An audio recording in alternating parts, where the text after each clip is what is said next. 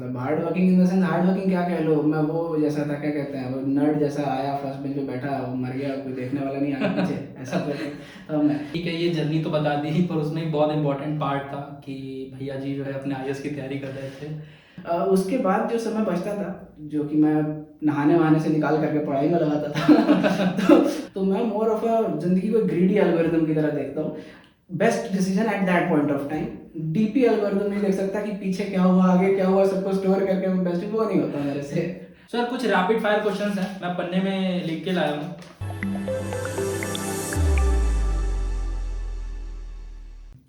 शुरू करते हैं शुरू से।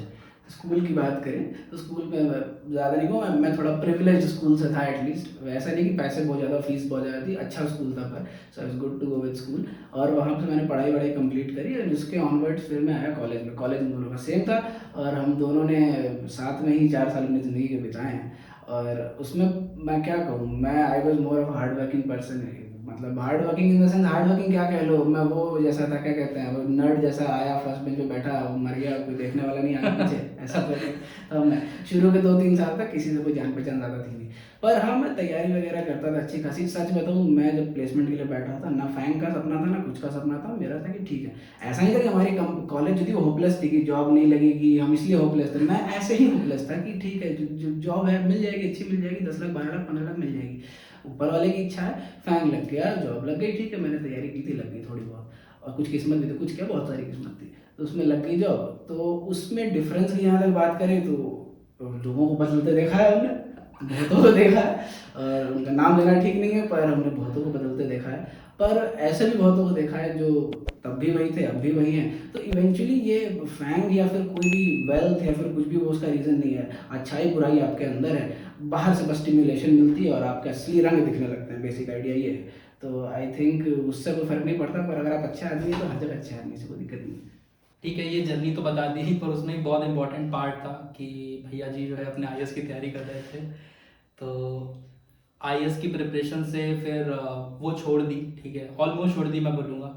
और उसके बाद फिर फैंग में आने के बाद फिर बिल्कुल ही छोड़ दी। तो इसका रीज़न पैसा था या कुछ और रीज़न था? हाँ, तो इसमें 2-3 बातें हैं। एक तो देखो, आप आईएएस की तैयारी करते हो तो फिर छोड़ते नहीं हो, वो सारी ज़िंदगी आपका याद रहता है। आज भी ऊपर वाले की दया से मैं एक अच्छा खासा स्पीकर हूँ और एक डाइवर्स नॉलेज है मेरे पास, नॉट जस्ट टेक की और बाकी इकोनॉमिक पर्सपेक्टिव की भी, जो कि इवेंचुअली काम आता है जब आप बातें करते हैं कॉर्पोरेट में लोगों के साथ उठना बैठना, इसमें हर जगह पे जनरल फील्ड ऑफ लाइफ में काम आता है। तो वो तो एक मोर ऑफ प्रिपरेशन की जगह एक वे ऑफ लाइफ है जो हमने सीखी।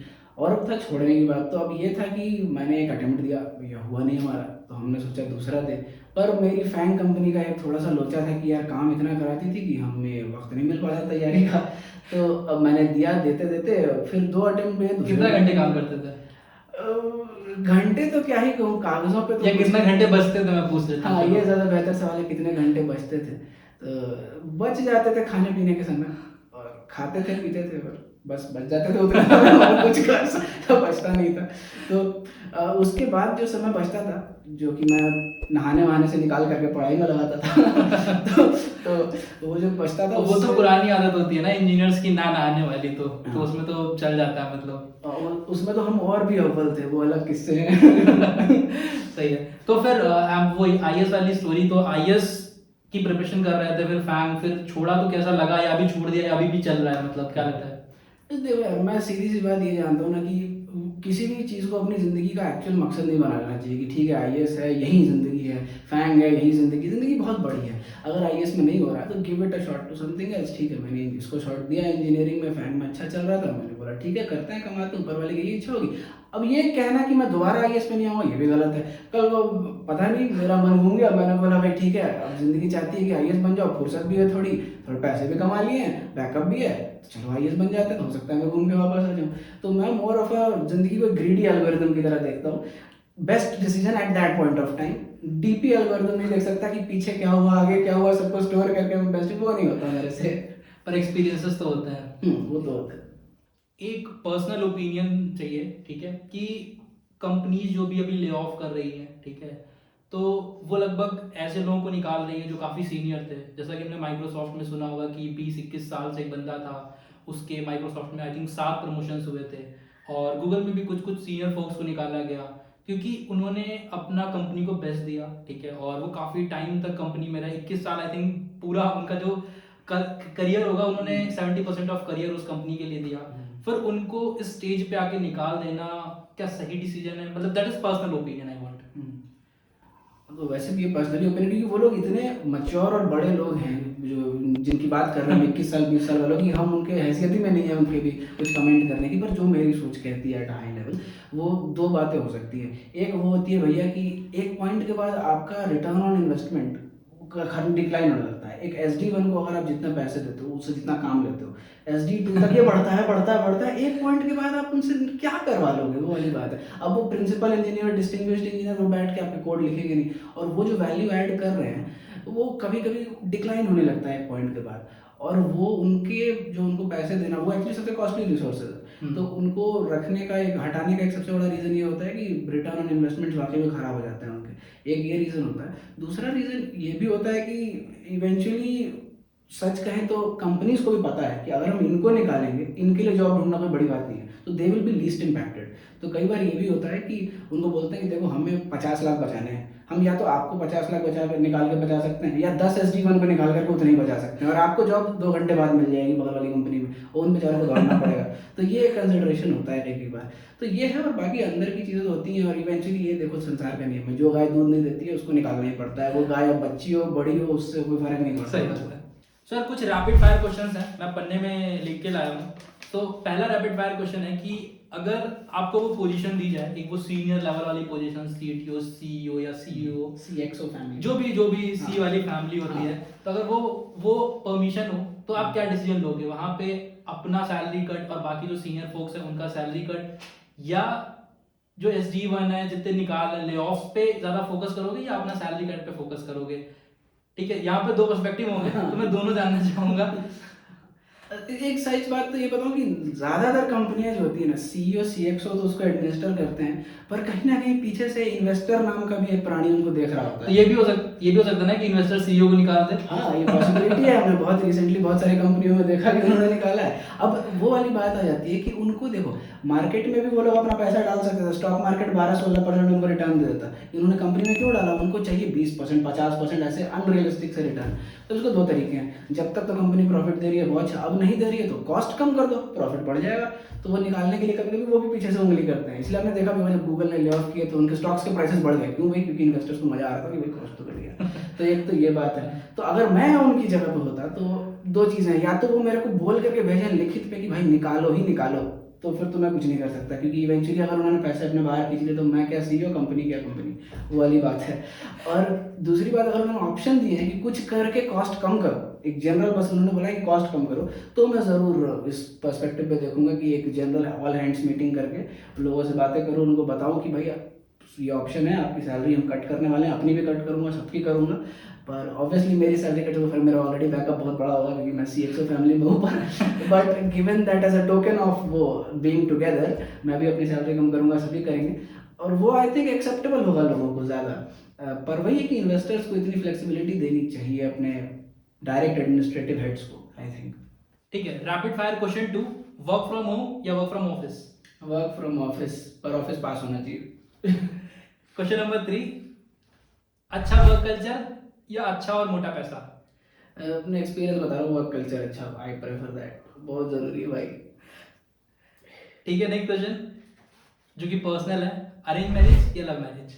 अरेंज अपने मैरिज, लिए। अरेंज मैरिज, शक्ल पे लव मैरिज होगी भी नहीं, arrange marriage, I love it, I am good with it. तो अभी तक कितना इन्वेस्टमेंट किया है फैंग में जॉब करने के बाद? कुछ नंबर कुछ, या कितना परसेंट बता दो। अब बता, अगर नंबर नहीं बता रहे हो तो percentage. Percentage of what? Salary. अच्छा, तो फिर सैलरी का तो नंबर देना पड़ेगा, पर इतना बता सकता हूँ कि कितना 7 फिगर्स में है, and somewhere in mid range of 7 figures में इन्वेस्टेड। मतलब बहुत ज़्यादा पैसा। ठीक है, तो अगर कोई उचित वधु हो तो कांटेक्ट कर सकती है।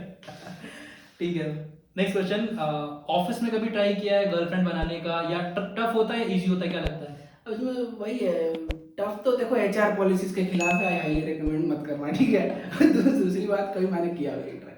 सो नेक्स्ट क्वेश्चन है कि मून लाइटनिंग सही चीज़ है या गलत चीज़ है?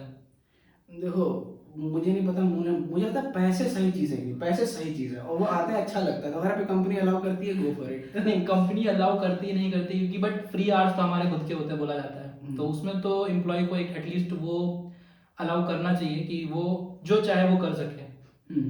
आई थिंक ये कंपनीज को देना चाहिए, यूट्यूब वीडियोस बनाए, ब्लॉग लिखे, या फिर अपना खुद का फ्रीलांसिंग करे, कुछ भी करे, वो उनको कंपनीज को अलाउ करना चाहिए, और अगर करती है आपकी कंपनी तो बिल्कुल करें, तो करना तो चाहिए। आप कुछ ब्लॉग वगैरह लिखते हो क्या? हाँ, मैंने इतना तजुर्बा थोड़ा ही बहुत जितना है, पर उस हिसाब से मैं लिखता हूँ, ब्लॉग्स लिखता हूँ सिस्टम डिज़ाइंस के ऊपर, आर्किटेक्चर्स के ऊपर। बेसिकली भैया के ब्लॉग से आपको कैसे जॉब मिलेगी, हमारी ब्लॉग है कि जॉब मिलने के बाद कैसे इसमें जिंदा रहें आगे और कैसे इसमें ग्रो करें। तब चाहे तो पढ़ सकते हैं, इसका लिंक मैं डिस्क्रिप्शन में भैया से डलवा दूंगा बोल के। तो एक बार ब्लॉग देख सकते हो, किसी को अगर पसंद आए, HLD, LLD, ठीक है, और बहुत सारी चीज़ें वहाँ पे मिलेंगी ब्लॉग्स में। रैपिड फायर क्वेश्चन तो हो गए। नेक्स्ट क्वेश्चन ये है कि अभी तक अपनी ज़िंदगी में कुछ ऐसा लग रहा होगा कि यार ये चीज़ें करनी है, क्योंकि जितना मुझे पता है कि कुछ लोग होते हैं जो घूमने की ख्वाहिशें तो बहुत रखते हैं बट घूमने जाते नहीं हैं, और you are one of them. जी। तो ऐसी कुछ ख्वाहिशें हैं घूमने की ज़िंदगी में अभी। कुछ लोग ये होते हैं कि नहीं शादी करेंगे तब जाएंगे, तो वो कुछ ख्वाहिशें हैं या कैसी? ये जो 7 फिगर्स का जो मैंने सेविंग बताया है, ये इसी की कॉस्ट पे आया है कि अभी घूमने भी नहीं जा रहे, कुछ कर नहीं रहे, और अब रियलाइज़ हो गया है कि वो पैसे अकाउंट में सड़ रहे हैं, अपने को घूमना ज़्यादा ज़रूरी है। तो मैं रिसेंटली भैया को प्लान कर रहा हूँ लेकर के जाने का, हो सकता है इसका ब्लॉग आए आपके पास कुछ दिनों में, तो हम लोग साथ में प्लान कर रहे हैं घूमने का। मैं पर्सनली ये एक इच्छा है मेरी जो बची हुई है, मैं कॉलेज के टाइम में भी फेस्ट वगैरह होते थे, मैं उसमें ज़्यादा नहीं पार्टिसिपेट कर पाया, फिर कोविड आ गया, बंदी हो गया। तो मैंने प्लान किया था 4th ईयर में जाएंगे, 4th ईयर में कोविड आ गया और वो लूट गया। भगवान भी नहीं चाहता कि मैं मजे करूँ, पर अभी मेरा प्लान है घूमने जाने का। एक वो है, बहुत सारी छोटी छोटी इच्छाएं, मैं किताब लिखना चाहता हूँ बहुत अच्छे, उस पर काम कर भी रहा हूँ, पर वो भी कभी कंप्लीट करना है। वैसे छोटी छोटी छोटी बहुत इच्छाएं हैं, मैं हर जगह ही हाथ डाल देता हूँ थोड़ा थोड़ा थोड़ा थोड़ा। सो पहले तो वीडियो में कमेंट करके ज़रूर बताना कि कैसा लगा ये पॉडकास्ट, ठीक है, और ऐसे और पॉडकास्ट चाहिए आप लोगों को जहाँ पे कोई एक्स फैंग एम्प्लॉय हो, किसी भी कंपनी का एम्प्लॉय हो या किसी कंपनी का एम्प्लॉय नहीं है, आपको किसी की जर्नी सुननी है, जो जिस टाइप का आप चाहते हो पॉडकास्ट, आप कमेंट में बताना या मेरे टेलीग्राम चैनल पे बता सकते हो विद नेम कनेक्ट अर्पित, या अर्पित सिंह के नाम से आप जाकर सर्च कर सकते हो।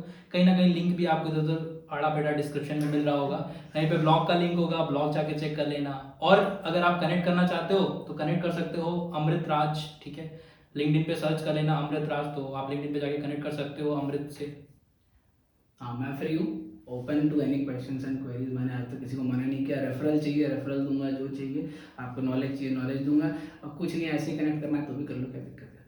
सो आई होप जो भी डाउट होंगे लोगों के ले ऑफ से रिलेटेड या कोई भी चीज़ होंगी, मज़ा आएगा पॉडकास्ट सुन के, पॉडकास्ट देख के, ठीक है।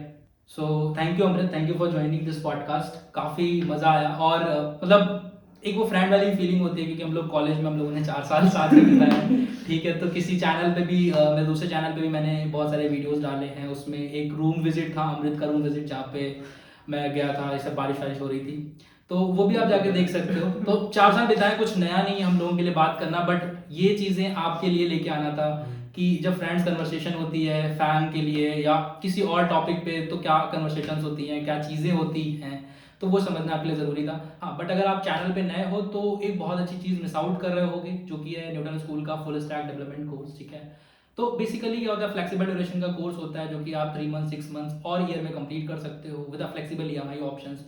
और अगर आप अभी रजिस्टर करते हो 25 ऑफ जैन से लेके 31 ऑफ जैन तक, तो आपको मिलता है बहुत ही अच्छा 30,000 का स्कॉलरशिप ऑप्शन, ठीक है। तो जाके चेकआउट करना, उसका भी लिंक डिस्क्रिप्शन में मिल रहा होगा। मिलते हैं किसी नेक्स्ट पॉडकास्ट में, till then bye bye. Bye.